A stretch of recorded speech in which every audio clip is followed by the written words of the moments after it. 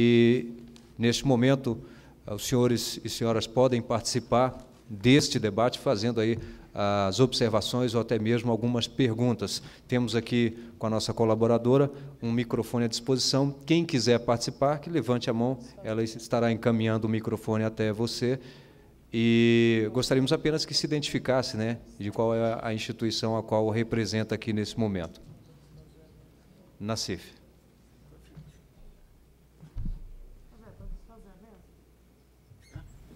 Você vai tentar colocar outras pessoas na mesa agora? Não, agora é isso. Eu vou ter que chegar, porque o meu palestrante ainda não chegou. Nós vamos fazer um debate com tá. o pessoal. Você está guardando o prazo. Vamos falar um Você pouquinho. vai abrir para as perguntas. Bom, então está franqueado aqui. Eu vou colocar mais algumas questões aqui sobre o momento. O momento, mas a qualquer momento pode ser interrompido por... já tem uma... Tá. Só para tentar detalhar um pouquinho mais o que são esses ciclos, esse ciclo que o Brasil está vivendo, o mundo e o Brasil viveram no período aí da terceira... As 3 últimas décadas do século XIX até 1930, e o que se passou aqui do final dos anos 80 até agora. Para ver a enorme correspondência que tem entre toda essa ideologia internacional em torno de financiarização, como que ela se reflete no país, como que os meios de comunicação desempenham esse papel e como que as novas tecnologias emergem ou ajudam a preparar o novo momento que vem por aí. Então, quando você pega o século XIX, você tem a primeira vez que você tem a montagem de uma rede de financiarização internacional, com os capitais indo de um país para outro. Essa questão da financiarização ela tem um lado muito positivo, não é meramente ver o lado negativo. Quando você tem grandes mudanças tecnológicas, que nem ocorreu no século XIX, essas grandes mudanças, elas mudam o perfil econômico de países. Acontece que os empresários do período anterior, eles não conseguem fazer rapidamente, ou às vezes nem conseguem fazer a reciclagem para os novos períodos. Então, você vê, o Brasil estava industrializando aí no final do século XIX. Aí. Você tinha novos serviços públicos surgindo, desde iluminação de cidades, você tinha ferrovias, você tinha siderurgia que começava a aparecer.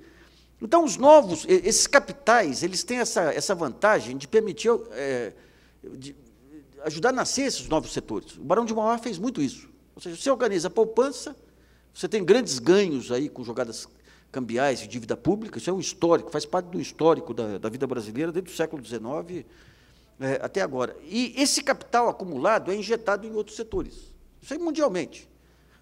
Então, quando surgem as grandes invenções do século XIX, elas ajudam a promover essa internacionalização do capital.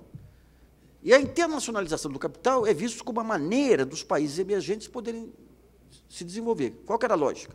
Os capitais eles estão nos países maduros, daí as oportunidades vão se restringindo nos países maduros que ficam caros, eles transbordam para os países emergentes e ajudam a trazer o desenvolvimento. Se você sabe trabalhar bem esse grande capital, você dá um salto. Se não sabe trabalhar bem, você dança.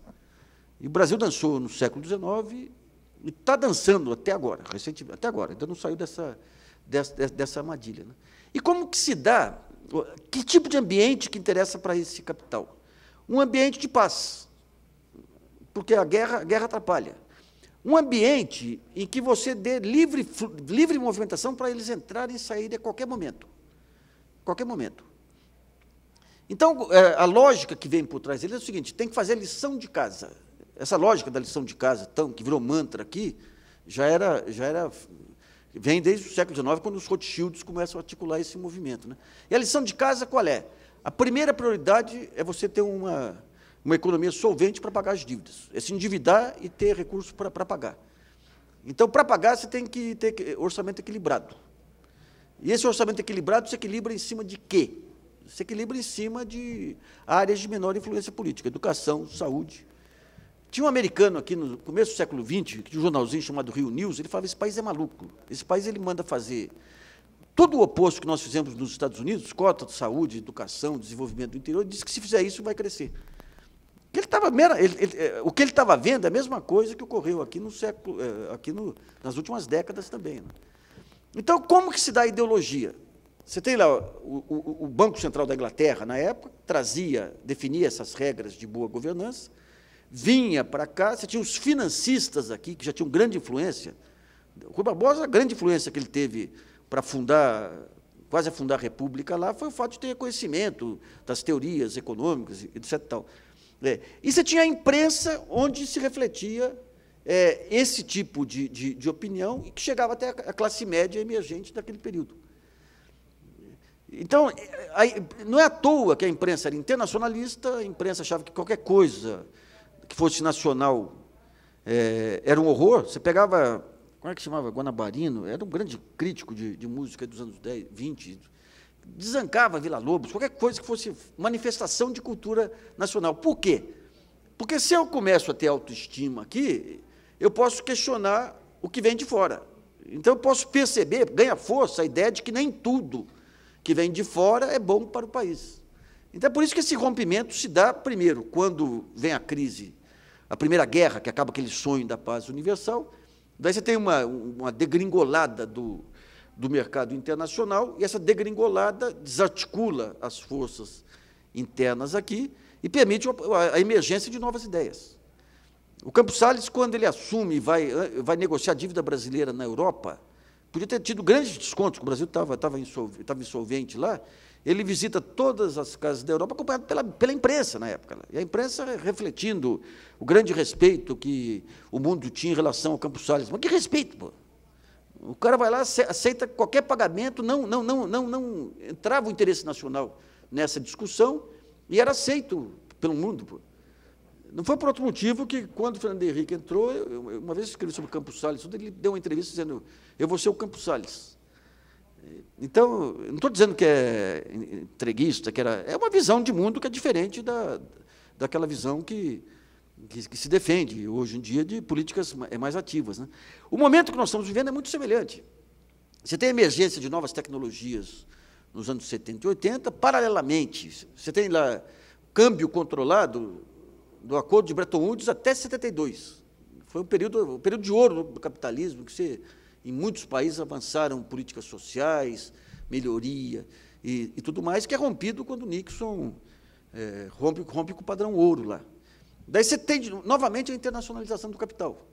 E o Brasil entra de cabeça nisso nos anos 80, com os bancos de investimento, na época, aí, que cresceram à sombra de informações privilegiadas, de Banco Central, Receita dos anos 80, e ganham uma musculatura e chega nos anos 90, dominam a política econômica até hoje. Dominam a política econômica.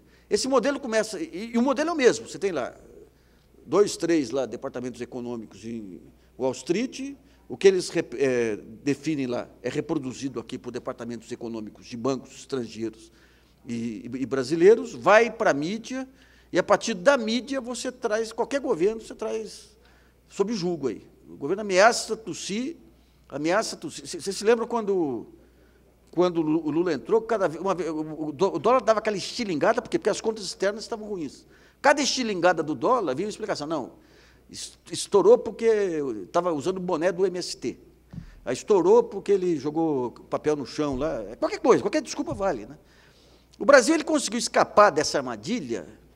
Você tinha as duas armadilhas que deixavam governos de joelho, que era esse papel desestabilizador da mídia, muitas vezes, não é conspiração, é força cega. Força cega. E essa questão da desestabilização através do mercado financeiro. A maneira que você teve para anular o mercado financeiro foi reduzir a vulnerabilidade externa, que está voltando agora. Apesar das reservas cambiais, está voltando a vulnerabilidade externa. E, no caso da mídia, foi o aparecimento das novas mídias. Então, a crise ela leva ao fim dessa ideologia do lado de fora. Né? Hoje você tem ortodoxos repetindo coisas que a gente falava 5, 6 anos atrás, que não eram aceitas, meramente... Você fala, pô, como que os jornais definiam a linha de cobertura econômica? Da mesma maneira que... Vou falar para vocês, da mesma maneira que a coluna social. De repente, você tem lá, entra um personagem na coluna social, por que ele entrou? Ah, virou in. Por que saiu? Virou out. Porque a ideologia se repete como um mantra, não é em cima de análise, que nem faz o Brescia, Nakano e tudo mais. Né? Então, nesse momento agora, a crise veio e ajudou a romper com essa inércia, e agora você começa a focar efetivamente naqueles pontos que são os pontos essenciais de construção de país, que todo país passa por isso. Defesa dos interesses comerciais, investimento em educação, inclusão social, criação de grandes empresas nacionais, simultaneamente a criação de estruturas de pequenas empresas, ainda falta, está muito desequilibrado hoje. A política econômica hoje está privilegiando grandes grupos, aí, sem levar em conta os desdobramentos sobre cadeias produtivas e tudo mais. Mas então você começa a pensar como um país grande agora. O essencial são esses pontos, não é mais aquela firula. Se fizer lição de casa, o ano que vem a gente cresce. Daí não deu certo. Por que não deu certo? Ah, matamos um pouco velhinho aí e cortamos um pouco a merenda das crianças. Então, se cortar mais, o ano que vem cresce. Agora nós estamos chegando na hora da verdade, efetivamente, que é típica de um país que amadureceu. Bom, deixa eu... Por favor. Bom dia. Célio Torino, secretário da Cidadania Cultural. Eu cuido dos pontos de cultura. Vim para o Ministério. E fiz a proposta e implanto isso há 6 anos. Né? E vim aqui porque há uma convergência plena. Eu não sei se você já leu os nossos documentos de construção desse programa, mas há uma convergência plena de pensamento entre... e essa mesma análise. Eu diria até que, de fato, o Brasil está próximo de ter aí um salto civilizatório, né? Que a gente já... Primeiro se constituiu enquanto nação, depois foi o que resultou em 30, nesse movimento, e vivemos essa crise aí de final de século XX, começo do século XXI, e que hoje o país se reencontra. E ela vem brotando mesmo, de baixo para cima. Eu fiz centenas de viagens, cuidando dos pontos de cultura. Hoje nós temos 2.500 no Brasil, e já um público de 8 milhões de pessoas em torno dos pontos de cultura. Aqui, a mídia realmente não percebe um pouco isso. E onde? Em Marechal Thaumaturgo, com os Achaninca, no meio do Xingu, com os Iquepeng, que fazem filme longa-metragem, de alta qualidade, ganham prêmio, em favelas, em pequenos municípios e tudo mais. Mas, pois bem, o que eu gostaria de colocar sobre isso? É que deu para perceber que a gente constituiu uma rede por baixo, né, dessa superestrutura. Hoje são 2.500 estúdios multimídia distribuídos pelo Brasil. O único elemento comum a todo ponto de cultura é o estúdio multimídia, que permite gravar uma música, fazer um filme e tudo mais. Né? E isso está ganhando uma força muito grande em termos de disseminação. Acho que você mesmo já deve ter percebido. Mas o que eu percebo agora, no entanto, é que é necessário dar um passo adiante. A gente fez lá, colocamos os meios de produção nas mãos de quem produz cultura. Promovemos um processo de interação, até porque a gente busca realmente esse salto estético. Então, já de 2 anos, começamos a ensaiar encontros entre artistas mais profissionais e essas comunidades. Né? Já fizemos 3 séries de residências artísticas, com uma centena em cada uma das séries, né? de residência. E, agora, a gente precisa dar esse salto da difusão. Isso. E porque também a informação ampla, em alta quantidade, mas se ela não for minimamente decodificada, né, mediada, ela acaba sendo uma informação que se perde. É aí que eu vejo que entra o papel do Brasilianas. Infelizmente, ontem eu pensei que o horário era outro do programa e acabei não assistindo. Eu fui para casa querendo assistir, para poder dialogar melhor. Mas eu acredito que é esse processo de construção cooperativa de um pensamento de Brasil. Né? E aí o nome tá bem mais acertado. Né? Porque podia ser políticas públicas, e é isso, é Brasilianas, é o Brasil se fazendo, se pensando. Entendo que é assim que vai o programa. Né? Agora, qual é a plataforma efetiva de interferência? As pessoas vão se comunicar com o programa via internet, ou vai ter uma plataforma mais efetiva de apresentação dessas ideias? Uma última coisa que eu queria colocar, até como sugestão.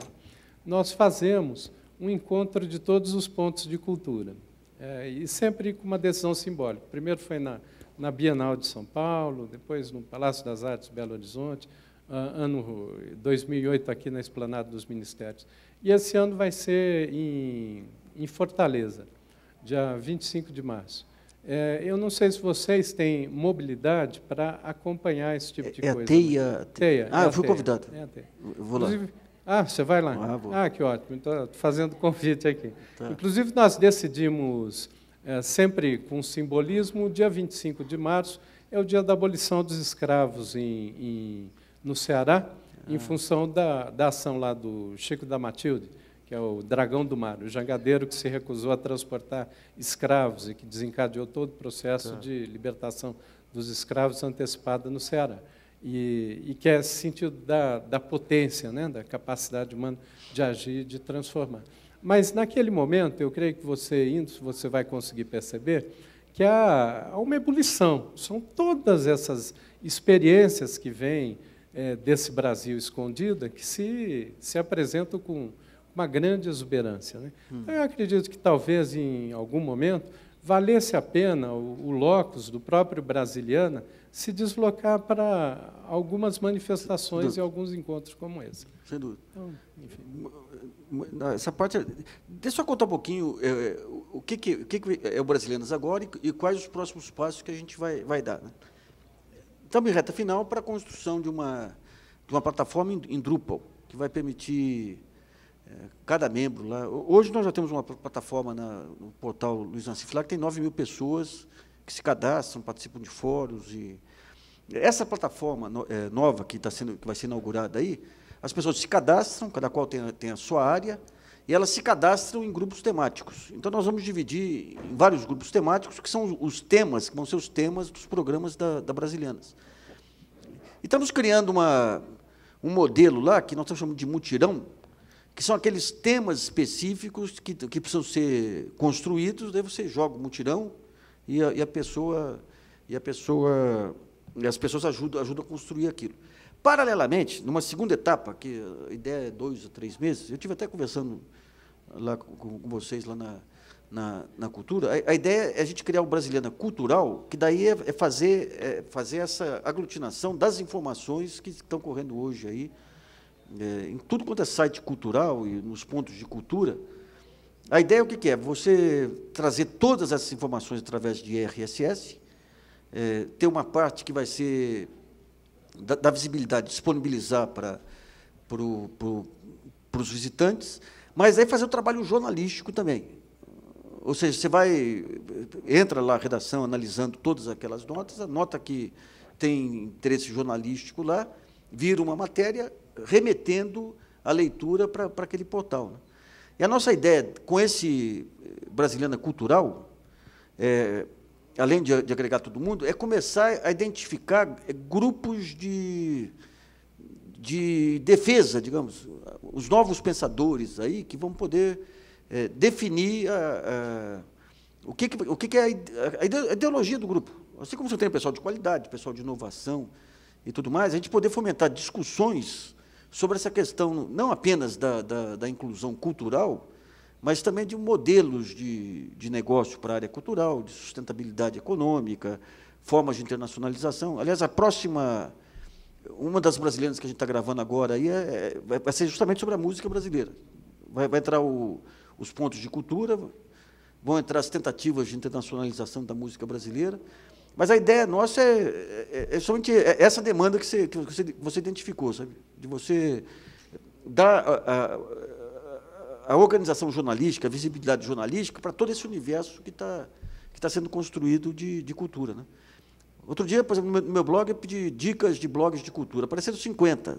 Ainda não eram os pontos de cultura, eram os blogs de cultura, com uma produção diária que bate qualquer caderno ilustrado aí da mídia, né? Novos intérpretes, novos autores. Agora, o que falta é que a gente vai ter a pretensão de ocupar um pouco desse espaço, é esse aglutinador que pega esse conjunto de informações, filtre e dê visibilidade para esses temas, né? Então, assim que começar, a minha ideia é procurá-los, para a gente conversar mais. Bom, eu vou estar lá em Fortaleza também, né? Fortaleza, para mim, é especial, inclusive, porque a minha caçula foi gerada lá nas praias de Iracema, né? Opa. Tudo bom, Nassif? Bom. Minha pergunta é sobre formação, mas ela tem duas frentes, que é a formação geral, a formação a escolar mesmo, a educacional. Escolar não é bem o termo. A educacional, a formação das futuras gerações, né? As atuais gerações estão na escola, mas também a formação específica em comunicação, em jornalismo. E, na verdade, as duas encerram um ciclo que é mais ou menos o seguinte. Nós temos uma formação crítica muito ruim. Eu lembro que, no meu centro de movimento estudantil, uma das moções e propostas que eu levava sempre, defendia, participava nos ENECONs, encontros da Enexo, era tentar influenciar para que fosse criada uma disciplina, ou internalizada em alguma outra disciplina, como língua portuguesa, a leitura crítica dos meios de comunicação. Essa era uma bandeira sempre aprovada com muita festa, mas que a gente nunca conseguiu concretizar, nunca conseguiu levar adiante. Nosso poder de mobilização era muito pequeno, e isso nunca saiu da prática. E talvez essa disciplina nunca na história desse país essa disciplina tivesse tanta importância como ela tem hoje. Mas a gente gera esse ciclo que é assim, a falta de leitura crítica, a falta de formação crítica, a falta de capacidade crítica desde as idades mais tenras e principalmente no futuro da formação, na universitária também, gerando uma demanda muito fraca por informação de qualidade de nós, meios de comunicação. E isso gera uma comunicação, um jornalismo extremamente superficial, muito ruim, porque não é essa demanda qualificada. E isso gera, na formação específica de jornalista, uma formação, vamos usar o termo correto, ridícula, né? A nossa formação é uma enganação. As universidades, infelizmente, e era que eu estudei numa que era considerada uma das melhores do país, a Universidade de Brasília, que, se não fosse pela Universidade de Brasília, toda a vasta quantidade de oportunidades que uma universidade oferece, minha formação teria sido mais ridícula ainda. Como rompermos esse ciclo que se alimenta, primeiro, de um furo no dique, no curto prazo, para que esse processo se desenvolva, até porque a formação cada vez mais não vai acontecer apenas dentro das escolas, ela vai ser também uma mediadora, como nós jornalistas, e como resolvê-la também no longo prazo. Mas a preocupação inicial é principalmente com como tentar criar esse movimento, esse furo no dique que leve à solução de longo prazo. Tá. Vamos pegar um pouquinho o que foram as faculdades de jornalismo aí, anos 70, 80, 90. É curioso, porque, nesse período, elas formavam guerreiros ideológicos, que não eram de direita, eram de esquerda. Então, os professores de muitas faculdades, eu fiz a ECA, mas pegava a PUC, Casper Libero, em São Paulo, eram pessoas que eram formadas para transformar o jornalismo numa arma política. Hoje, quando a gente vê alguns trogloditas de direita, lá, todos vieram dessa escola. Todos vieram dessa escola. Simplesmente mudaram de lugar, mas o ponto comum aí era o radicalismo. E hoje tem um artigo na Folha, não sei como a Folha deixou passar, aí um artigo de um desses aí, acusando 2 repórteres da Folha de meliantes, porque deram uma interpretação sensacionalista para aquele discurso do Demóstenes Torres. Hã? Pois é. Então, digamos, esse pensamento oportunista, radical, olha, eu já passei, a idade, ela te permite, você passa por muitas experiências, né? Os radicais, eles são os mesmos. Eles tentam ganhar o espaço através da exacerbação de sentimento, aquele negócio, quando você cria a guerra obriga todo mundo a se fechar em torno de você, e você é o chefe, é uma... Então, o primeiro ponto que eu veria é o seguinte, a nova formação tem que ser, primeiro, a tolerância à diversidade. Esse é um ponto essencial, a tolerância à diversidade. E um outro ponto, que não é a faculdade que vai dar, é o exercício, a filosofia dá mais que isso, que é você saber interpretar ideias e conceitos, notícias, saber estabelecer relações de causalidade. O jornalismo hoje, você pega aqui, cobre aqui, digamos, daí você pega uma frase, o que chama atenção? É uma frase que dá a entender que vai ser declarado guerra mortal à imprensa. Se não falou, dá um jeito de dizer que falou e coloca aspas aí para preencher aquele pedaço. E se perde todo o contexto. Então, essa questão da informação no contexto, isso aí é um exercício intelectual permanente. Então, você vai ter que ensinar para as pessoas a tolerância, saber ensinar como que você contextualiza matérias. A matéria, você não pode chegar com um lead na mão, chegar lá no computador e despejar tudo. Isso não é assim, ué. Você tem toda uma concatenação de fatos. Você lê uma... Por exemplo, outro dia, a Business Week apresentou uma matéria sobre HP, tempos atrás. Começava, HP está passando por tal e tal crise. Você lia a primeira parte da matéria e fala, HP está destruída. No entanto, o novo presidente da HP disse que vai fazer isso. Ele dava todos os argumentos do cara, mas não é o outro lado. Estava dentro da matéria, entendendo a lógica do cara e passando toda a lógica do cara. Daí você falava, HP está salva. Daí entrava uma terceira parte, no entanto, e fazia uma síntese, que é o típico procedimento judicial. O juiz, quando dá uma sentença, ele faz isso. Então, essa capacidade que você tem que ter de entender o contexto, o que é relevante, o que não é relevante, e qual que é a lógica. Depois de entender qual que é a argumentação do outro lado, qual a motivação do outro lado, e reproduzir a argumentação do outro lado como se você estivesse do outro lado, e depois fazer a síntese. Isso é um exercício extraordinário. Você tem ferramentas na internet que ajudam, você tem mapas da mente, você tem um conjunto de ferramentas hoje, mas isso aí você vai ter que fazer um treinamento monumental. Porque quando você pega os jornais hoje, hoje sai uma notícia no jornal, eu não tenho que tentar explicar para o leitor onde que está jogada lá. O leitor vem e me traz já. Virou de conhecimento amplo isso. Daí você fala, por que os jornais não saem disso? Porque não sabem fazer diferente. Porque foram viciados, né, nessas décadas todas aí, principalmente a partir dos anos 90. A campanha do impeachment foi um desastre para o jornalismo.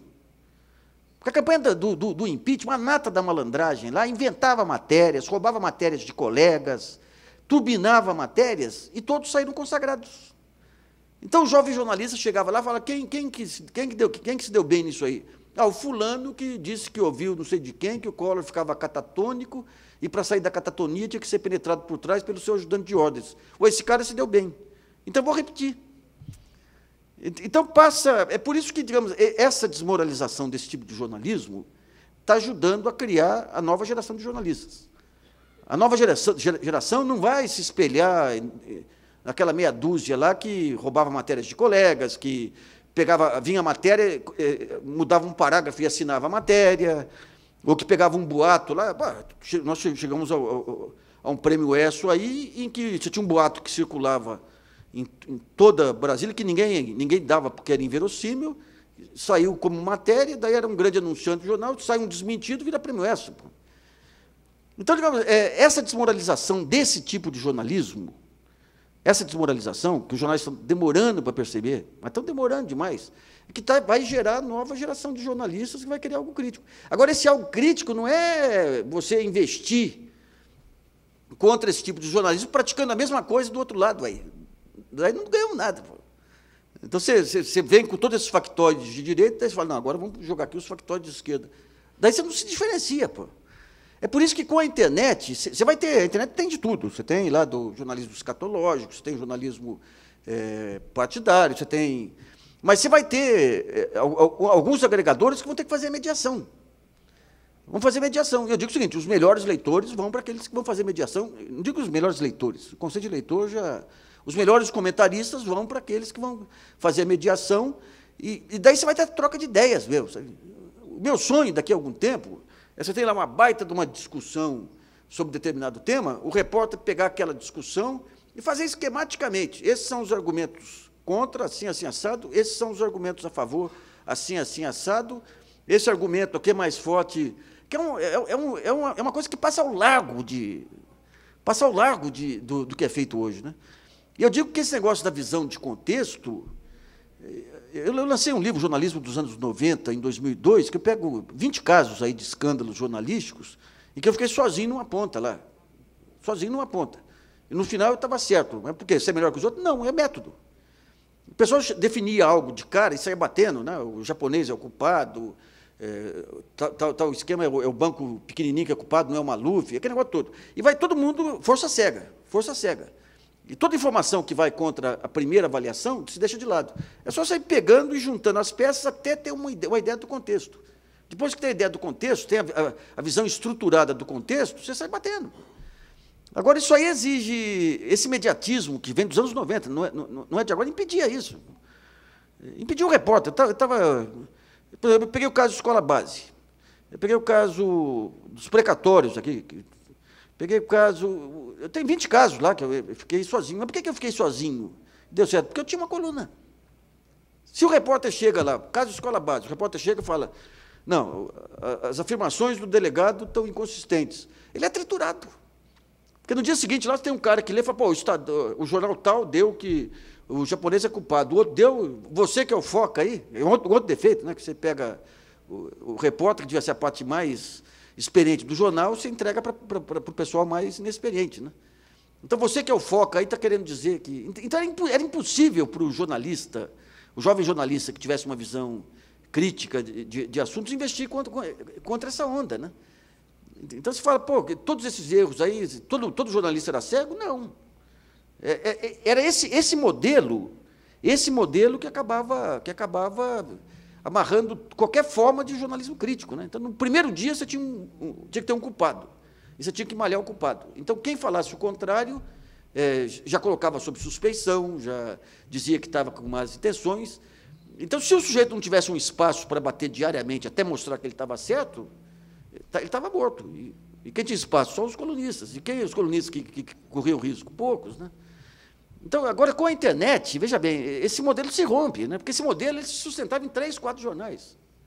Quer dizer, quando você vê essa maluquice de 2005 para cá, você ainda tinha uma diversidade de jornais, você tinha uma possibilidade de um ou outro colunista questionar e tudo, que dá algum equilíbrio. Né? Quando você vem de 2005 para cá, essa diversidade acaba. Acaba por quê? Porque com esse volume de factóides aí, um colunista que chegasse e falasse, gente, isso aqui está tudo errado, desmontava a cobertura. Né?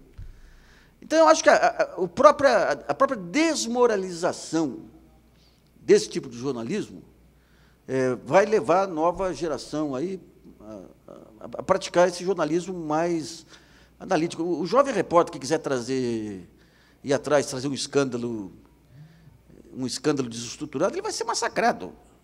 Ele vai ser massacrado. A internet massacra. Eu não digo só os ataques. Os leitores massacram. Os leitores hoje eles sabem ler jornal. Eles sabem ler jornal.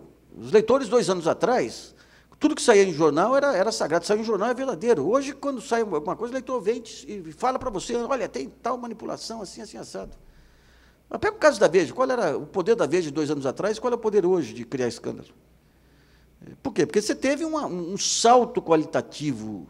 Quando eu terminei meu livro em 2002, lá eu terminei até com uma forma muito otimista, achando que a imprensa ia melhorar, porque os leitores iam melhorar de qualidade e exigir um jornalismo melhor. Né? Mas a melhoria de qualidade, a exigência do leitor está se manifestando no questionamento através da internet. Né? Mas é um desafio do cão, viu? Não vai ser fácil, não. Pelo meu lamento, eu acabei dando ênfase para a questão da formação nossa. Mas eu também, e como o programa e como a proposta de discussão de políticas públicas, eu queria que você também fizesse alguma reflexão sobre esse outro lado que gera o ciclo, que é a nossa formação a nossa péssima formação crítica na base, na formação educacional, e como esse novo mecanismo, que, inclusive, no relato que você faz no blog sobre as surpresas que suas filhas aprontam com você, sempre que no blog delas tem alguma grande sacada, como é que esse novo instrumento, que é a internet, vai colaborar nesse processo de uma formação mais crítica dentro das escolas, eu falo na 5ª série mesmo. Vamos pegar... E que acaba sendo importante na geração, porque não há uma demanda qualificada. Ela está se qualificando, é verdade, você percebe muito bem isso, mas ela ainda não é de massa, né? Ela é de uma parcela da população. Tá. Vamos pegar qualquer tema que se jogue no blog lá. Você vai ter, a maior parte dos comentários são opiniões, muitas vezes torcida também. Daí você pega dentro daqueles comentários 2 comentários que tragam uma visão diferenciada. Se você, bom, você frequenta o blog, você vê que os comentários têm tanta leitura quanto o que é publicado. Obviamente, cada grupo de leitores indo naqueles posts lá que interessam mais, né? Mas, de repente, você tem 2 análises consistentes sobre um determinado ponto lá. Daí você dá destaque naquela análise. Imediatamente, aquela análise lá é levada para outros blogs, assim como análises de outros blogs são trazidas para cá, né? Então, é que nem a abelha levando o pólen para todo lado, né? Vamos agora passar para o ambiente universitário e tudo mais. Digamos que os TCCs aí, que é uma área que exige mais dos alunos aí. Um aluno que queira fazer um TCC, ele jamais foi despertado para fazer um TCC sobre políticas sociais, ou transporte ferroviário, ou a nova democracia, ou a crise do parlamento. Por quê? Porque o foco de leitura dele, de coisas atuais, passa por uma agenda que é circular. Pô. Você pega a agenda dos jornais e fala Venezuela e Bolívia. Meu Deus do céu, de vez em quando entra o leitor e fala, mas o que você achou do Fidel Castro? Eu falei, meu Deus do céu, rapaz, mas nunca passou pela minha ideia que hoje em dia tem a menor importância, hoje em dia tem sua relevância histórica aí. Então, Farc Foro São Paulo, daí entra a cota racial, daí entra essa história da Bolsa Esmola, daí entra a história que tudo que vem das massas aí é grotesco, e daí volta o circular. Ou, quando vem para a economia, mercado financeiro. Então, com essa agenda na frente, o pessoal de TCC e tudo mais, que eu acho que é o primeiro caminho para avançar, ele não tem o que discutir. Nós estamos em conversa com um pessoal aí para entrar na Brasilianas e montar concursos de TCC, tendo como matéria-prima o material que está disponibilizado lá. Então, digamos, você está discutindo estaleiros, está discutindo aí a interiorização do desenvolvimento. Você tem lá um monte de material. Faça um concurso nacional. O melhor TCC sobre tal tema aqui, o melhor TCC sobre tal tema vai ter um prêmio, reconhecimento, ou seja lá o que for. Então, desde que você tem... Se você pegar hoje a internet, o que acontece hoje? Você tem alguns blogs que soltam análises que são repercutidas por outros. Blogs de todas as linhas políticas aí. Então, digamos, esse efeito eco aí, na internet, é muito rápido. Se você vê a rapaziada aí de faculdade, a faculdade de jornalismo, todas estão ligadas à internet. Todas estão, não sei se estão ligadas em jornal escrito, né? Mas todos estão ligados na internet. Hoje, os blogs são a coqueluche, independentemente dos blogs. O conjunto de blogs hoje é a coqueluche dos estudantes de comunicação. É um primeiro passo. É um primeiro passo, não é suficiente, porque os blogs hoje têm a torcida para o blog A, para o blog B, mas a partir do blog você consegue estabelecer, definir esses temas, remeter para um ambiente de discussão, e nesse ambiente de discussão é possível muita coisa. É possível você pegar lá alguém que banque aí a impressão de CDs para mandar para as escolas. O concurso sempre foi um grande estimulador, né? Vamos discutir tais temas aqui, o melhor trabalho sobre isso aqui em nível nacional, vai ter o reconhecimento, vai ganhar um prêmio, vai poder publicar, vai... Então, a ideia é que, você tendo a massa crítica de informações e tudo, parta para uma divulgação, para inocular nessa rapaziada que está vindo, essa nova geração, aí a importância de se discutir Brasil. A importância de se discutir Brasil, né? Você pega a economia aí, em geral, as faculdades discutem os modelos econométricos lá de fora, sem nenhuma preocupação em analisar o Brasil até à luz daqueles modelos teóricos, né?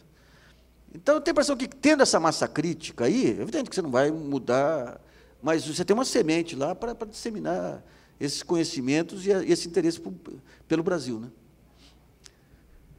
Bom, nós vamos partir para a segunda palestra. Eu queria convidar o apresentador, para convidar o...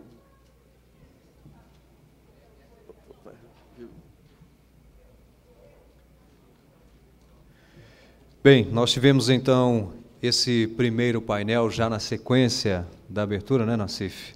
As novas mídias e a crise do parlamento. Nós teremos agora o segundo painel com o tema Fundamentos para uma Fiscalização Moderna. E convidamos Para compor a mesa, o secretário de Planejamento e Investimento Estratégico do Ministério do Planejamento, Afonso Almeida.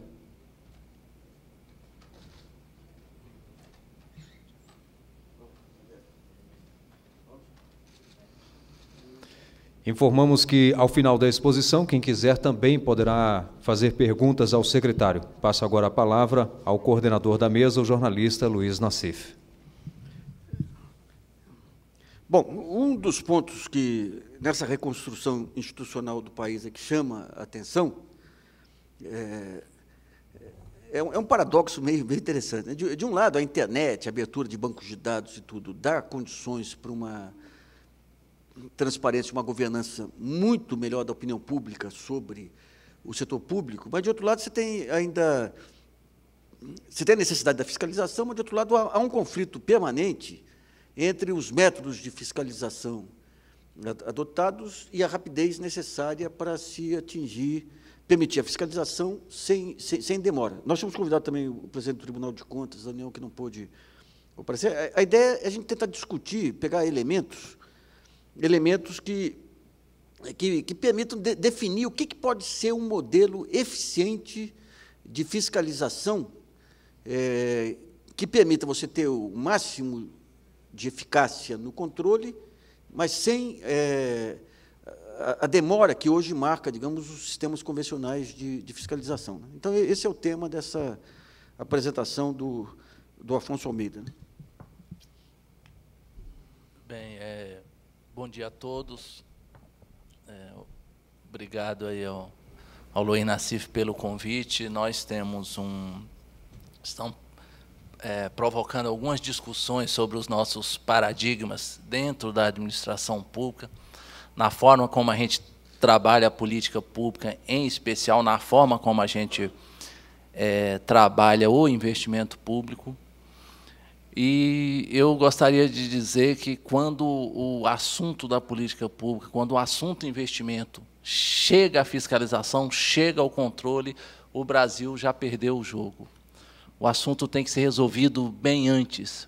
O problema da gestão da política é a antecipação que a gente precisa fazer. E aí nós estamos dividindo isso em 5 grandes campos, tá certo? Nós temos um problema na formulação de projetos. Não adianta fiscalizar se o projeto nasce ruim. Nós temos um problema na licença ambiental. Não adianta a gente fazer um projeto hoje para a licença ambiental sair daqui a 4 anos, porque aí o projeto já é outro. A própria natureza já cuidou um pouco do ambiente por onde iria passar aquele projeto. Nós temos um problema sério hoje na contratação, sobre as suas mais diversas formas, quando fazemos contratação direta, quando delegamos as obras para os estados, quando fazemos convênios com municípios. Então, nós temos um problema na contratação. Nós temos um problema na implementação, quer dizer, na medida que você já licitou um projeto, já licitou uma obra, já tem o licenciamento para a obra, a licença de operação para a obra. Não faz sentido nenhum você ter problema já na implementação da obra, e esses problemas ocorrem, tá certo? E aí você chega já no controle desorganizado, desmantelado, e isso, para nós, tem evidências que perpassam por todos esses passos. Então, nesses grandes 5 campos aí, nesses grandes 5 problemas do processo do investimento público, eu gostaria de abordar para a gente chegar no aspecto da fiscalização em si. Primeiro, o projeto. Como é que nasce hoje um projeto na administração pública? Hoje, assim, o exemplo mais simples, que eu acho que todo mundo é um pouco rodoviarista nesse país, porque todo mundo pega seu carro e sai circulando pelo país, né? A questão mais simples, assim, como é que se faz um projeto rodoviário, né? Eu lembro que em 2003 o Ministério do Transporte tinha 20 milhões de reais para fazer projeto. E esse era o estoque, era o que estava consignado nos orçamentos como crédito para custeio. Aí você imagina, se você hoje for fazer um projeto razoável de restauração, é capaz de você gaste esses 20 milhões de reais em 2.000, 2.500, 3.000 quilômetros de rodovia. Só que o Ministério dos Transportes tem a responsabilidade de manter 50, 60 mil quilômetros de rodovia todo ano. Então, é lógico que, se você disponibiliza um fluxo de caixa insuficiente, o projeto vem ruim. Eu estou tentando fazer com vocês o caminho até a fiscalização. Ora, se o projeto vem ruim, o desdobramento, a consequência, não pode ser de outra natureza. Mas nós temos outros problemas. As empresas se desorganizaram que atuavam no setor de projetos. Os funcionários, estamos hoje recuperando um ambiente de trabalho para as empresas de projeto que tinham 40 mil empregados há 15 anos e hoje tem 20 mil empregados, e isso está se retomando com alguma velocidade em função do PAC. Mas a desorganização das empresas fez com que a competição pelos projetos ficasse reduzida, e essa competição também fragiliza a qualidade dos projetos. Nós temos um problema de capacitação na própria administração pública, no seguinte sentido: na hora que você vai fazer o termo de referência, ou na hora que você vai apropriar do estudo de viabilidade as condições para você fazer um projeto, ou na hora de analisar o projeto que você recebeu, nós não, o acúmulo, tem uma fragilidade nesse acúmulo dentro da administração. Então, isso vai fazendo com que você caminhe para ter um projeto não muito bom. Aí, ainda no campo dos projetos, as pessoas falam assim, e eu vou começar a enlaçar os processos que eu combinei antes com vocês. Aí as pessoas, elas falam assim: então a solução é a gente ter uma carteira de projetos. Ah, muito que bem, muito bacana, vamos ter uma carteira de projetos. Se a gente tiver uma carteira de projetos hoje, toda organizadinha, na prateleira e tal, tudo bonitinho, o estudo de viabilidade saiu bem, o projeto, e a gente for começar a executar esse projeto daqui a 5 anos, o nosso modelo de controle impede que a gente faça uma boa execução desse projeto. Nós temos que rever todos os quantitativos, tá certo? As desapropriações já não são aquelas, o movimento da sociedade já caminhou no leito daquela intervenção, a natureza já atuou por anos e anos no leito daquela intervenção. Então, as quantidades previstas nos contratos já não são aquelas. E aí é fundamental dizer que, se você colocar uma carteira de projeto, é muito provável que, quando você for executar, no nosso modelo de contratação hoje, na hora que você for executar, as quantidades já são outras. Para vocês entenderem essa dificuldade, a gente tem um exemplo que eu gosto muito de citar, e é um pouco de maldade lá com o Estado do Paraná. Nós temos uma obra no Paraná, uma obra ferroviária, que, durante a intervenção, houve um problema com a chuva desmontou a obra que tinha sido iniciada, você teve que recuperar a condição original do ambiente para recomeçar a obra. Quando você recuperou a condição, a movimentação de terra, os quantitativos de movimentação de terra já estavam esgotados. Quer dizer, você voltou à condição original, você não fez nada, e os quantitativos do contrato já estavam expressos e medidos. Como é que a gente trabalha, então, a questão de projeto? Nós vamos agora, entendeu? Então, não tem jeito, tá certo? Não, a gente está querendo trabalhar dentro do governo em 2 caminhos. Primeiro, criando uma entidade para projetos, que é um pouco o vazio que nós ficamos no caso do transporte, que também é o exemplo mais presente na literatura, que é o caso do GEIPOT, hoje nós não temos uma entidade dentro da administração pública que pense na tecnologia dos projetos, que pense em pesquisa setorial, que pense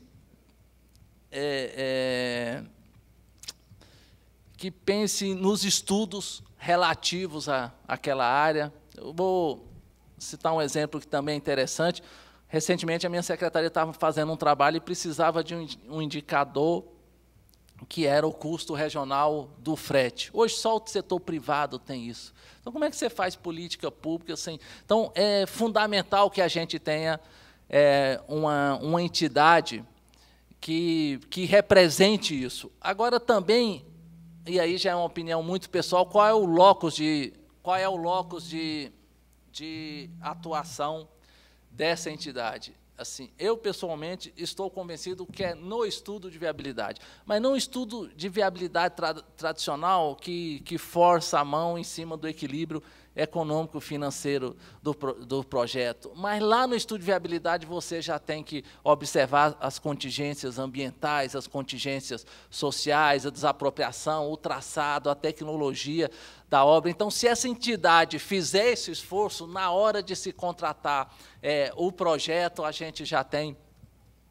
um caminho bastante avançado. E ter, assim, carreira, ter quadro próprio, ter concurso e tal. Ter gente que, quando devolver para o órgão executor, para ele licitar o projeto, ou mesmo essa entidade, em alguns casos, dependendo da complexidade do estudo de viabilidade, em alguns casos, essa própria entidade deveria fazer a licitação dos projetos, ela já iria oferecer um pacote completo, né? Qual é a melhor tecnologia, quais os principais problemas ambientais, quais os contingenciamentos sociais e tal. Então, assim, na questão dos projetos, a gente está fazendo essa reflexão. Na questão ambiental, aí tem um debate que é sempre, assim, é uma consignação importante, mas sempre muito difícil de se dizer, tá certo? Ainda mais aqui no Congresso Nacional, que é o seguinte: nós nos acostumamos, a burocracia e o Congresso Nacional, a estabelecermos um hiato entre as leis aprovadas e a sua regulamentação. Então, a regulamentação, muitas vezes, se dá por meio de portarias da CGU, ou da Secretaria de Logística do Ministério, ou do IBAMA, ou da Receita Federal, ou da Secretaria de Orçamento, ou da Secretaria de Planejamento do Tesouro, e você anula o papel do presidente. As leis vêm assim: cabe à Secretaria de Orçamento, cabe ao IBAMA, cabe não sei o quê. Quer dizer, na verdade, o Congresso está fazendo um pacto ali com a burocracia daquelas áreas e tirando o agente principal do debate, que ele que deveria regulamentar as leis. E aí isso cria uma complexidade, porque essas portarias têm a força de lei, porque está regulamentando a lei. Isso cria uma complexidade no dia a dia e na vida. Por exemplo, você pega a Lei 8666, que é a lei de contratos, não tem um decreto do presidente regulamentando. Aí quem regulamenta, acaba regulamentando no seu dia a dia. Acaba regulamentando no seu dia a dia o controle, o TCU com seus acordos. Aí o TCU vai interpretando da forma que lhe apetece, que lhe compete, porque não tem aí, tem um hiato, né, na minha modesta opinião, ele vai lá regulamentando e dizendo como é que se devem fazer as coisas, tá certo? Mas como são interpretações que vão sendo mudadas, tá certo? Isso vai criando uma complexidade no ambiente. E isso, na questão ambiental, criou essa complexidade, tá certo? Eu vou citar só uma coisa, porque a questão ambiental é uma questão polêmica demais, apesar do acúmulo permitisse a gente ficar 2 horas falando só sobre isso, mas, por exemplo, prazo, né? O presidente tem que dizer qual o prazo que ele quer as coisas, tá certo? Como é que um presidente da República não pode dizer qual o prazo que ele quer uma coisa, tá certo? Então, como a gente tem em outras coisas. Então, na questão ambiental tem essa dificuldade, eu acho que está faltando ali um meio de campo, tá certo? Ali entre a defesa e o ataque tem sempre um meio de campo e tá faltando, né?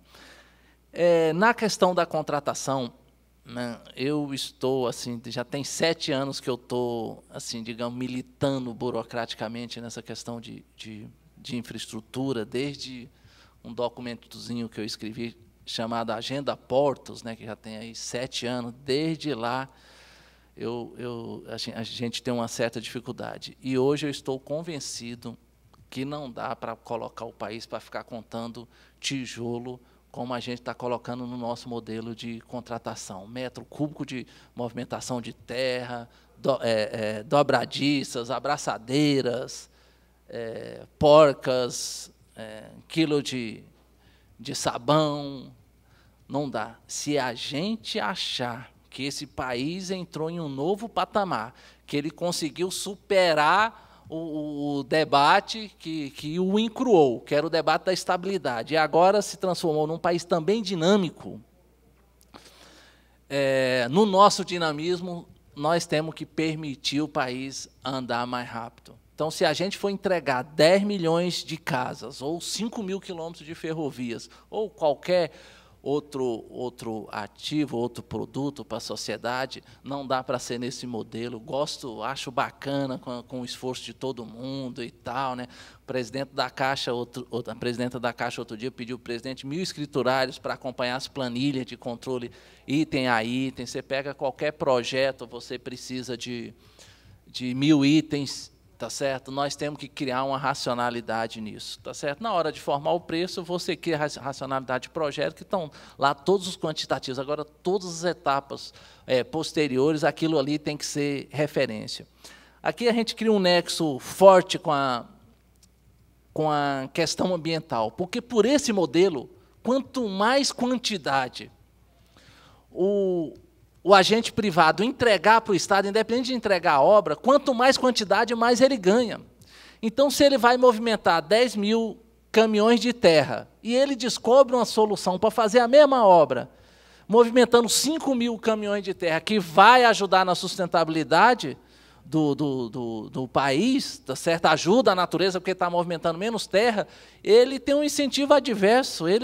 Se ele entrar nessa, ele vai perder o dinheiro da movimentação de 5 mil quilômetros de terra. Então, se os nossos projetos demoram 6, 7, 8 anos, nós vamos ter 6, 7, 8 anos em atraso em matéria de tecnologia daquele projeto. Então, nós incentivamos o país a fazer o contrário. Então, esse é um assunto para a gente muito importante, e eu creio que nós temos que superar algumas coisas, né? Porque, como a gente fez a Lei 8666 para combater, olha, tem muita gente roubando, então vamos criar uma lei. Eu não sei se alguém que roubava parou de roubar por causa da lei, mas, de repente, até parou, mas eu sei que, se não parou de roubar, uma coisa aconteceu, que a população deixou de receber a tempo e a hora muito produto e serviço que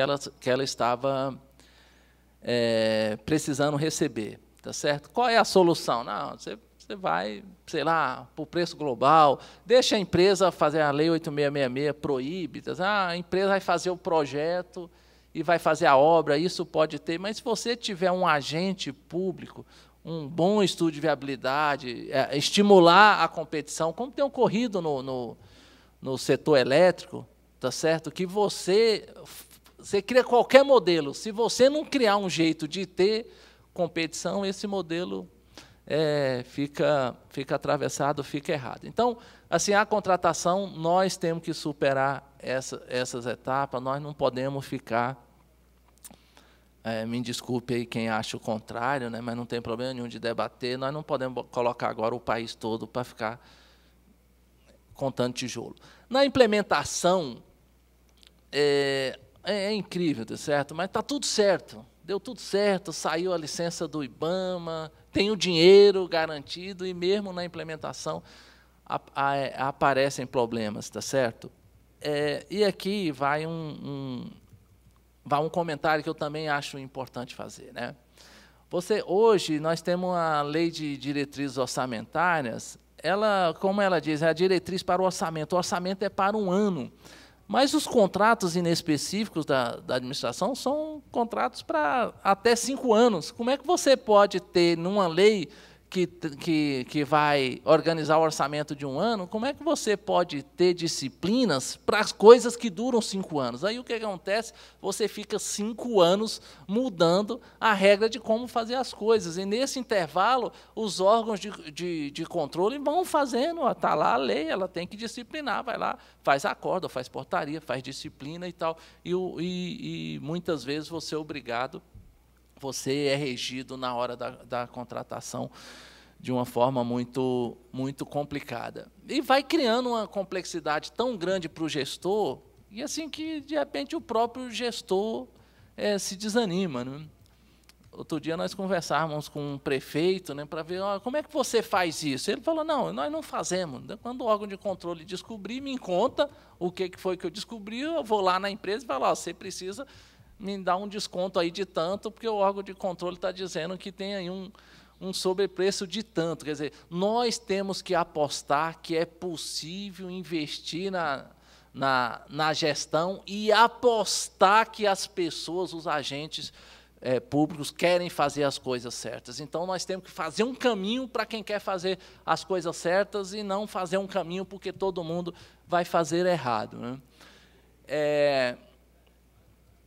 E aí, na questão do controle, fica um pouco essa engenharia que a gente vai montando na cabeça da gente, que é resultado disso tudo que a gente falou, tá certo? Assim, ou é o foco no processo, é o foco na formalidade. Todo dia, se vocês quiserem, nós vamos ficar aqui horas e horas discutindo os casos que surgem, tá certo? Assim, de pequenas coisas, tá certo? E aí eu vou contar logo também um positivo para o controle, para também não ficar parecendo que eu estou cambiando, tá certo? Né? Assim, tem 2 casos, né?